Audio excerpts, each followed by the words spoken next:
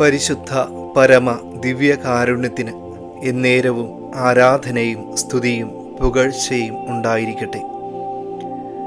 വിശുദ്ധ യോഹന്നാൻ്റെ സുവിശേഷം 2-ാം അധ്യായം 3 മുതൽ 5 വരെയുള്ള തിരുവചന ഭാഗങ്ങൾ.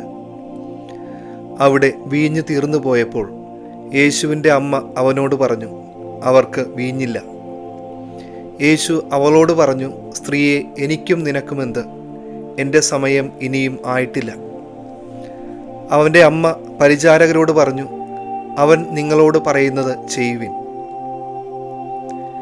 വിവാഹ വിരുന്ന് നടക്കുന്ന കാനായിലെ കല്യാണ വീട്ടിലെ ഇല്ലായ്മയെ തിരിച്ചറിഞ്ഞ പരിശുദ്ധ അമ്മ ഈശോയോട് പറഞ്ഞത് ഇത് മാത്രമായിരുന്നു, അവർക്ക് വീഞ്ഞില്ല.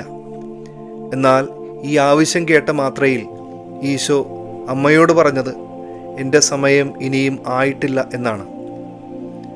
ഈശോ സമയമായിട്ടില്ല എന്ന് പറഞ്ഞിട്ടും തൻ്റെ മകൻ്റെ സമയം നന്നായി അറിയാവുന്ന അമ്മ പരിചാരകരോട് പറയുന്നത് ഇങ്ങനെയാണ്, അവൻ നിങ്ങളോട് പറയുന്നത് ചെയ്യുവിൻ. ഈശോ തൻ്റെ കൃപ പ്രവർത്തിപ്പിക്കുവാൻ ചില സമയം നിശ്ചയിച്ചിട്ടുണ്ട്. എന്നാൽ പരിശുദ്ധ അമ്മ ആ കൃപയുടെ സമയത്തിൻ്റെ വേഗത കൂട്ടുന്ന അമ്മയാണ്. Mary speeds up the hour of grace.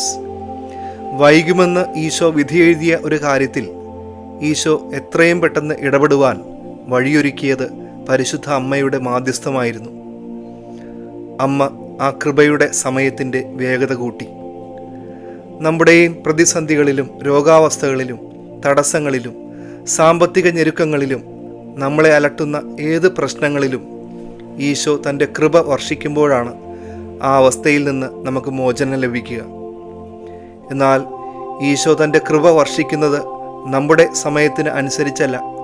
അവിടുന്ന് ഒരു സമയം അതിനായി നിശ്ചയിച്ചിട്ടുണ്ട്. എന്നാൽ പരിശുദ്ധ അമ്മയുടെ കൂട്ടുപിടിക്കുവാൻ നമുക്ക് സാധിക്കുമ്പോൾ ആ കൃപയുടെ സമയത്തിൻ്റെ വേഗത കൂടും. അമ്മ നമ്മളെയും കൂട്ടിക്കൊണ്ടുപോകുന്നത് ഈശോയുടെ അടുത്തേക്കാണ്. കൃപയുടെ വേഗത കൂട്ടുന്ന പരിശുദ്ധ അമ്മയുടെ ചാരെ നിന്നുകൊണ്ട് നമുക്കും ദിവ്യകാരുണ്യ ഈശോയെ മഹത്വപ്പെടുത്താം, ആരാധിക്കാം. സർവശക്തനായ ദൈവം, പിതാവും പുത്രനും പരിശുദ്ധാത്മാവും നിങ്ങളെല്ലാവരെയും സമർത്ഥമായി അനുഗ്രഹിക്കട്ടെ. പരിശുദ്ധ പരമ ദിവ്യകാരുണ്യത്തിന് എന്നേരവും ആരാധനയും സ്തുതിയും പുകഴ്ചയും ഉണ്ടായിരിക്കട്ടെ.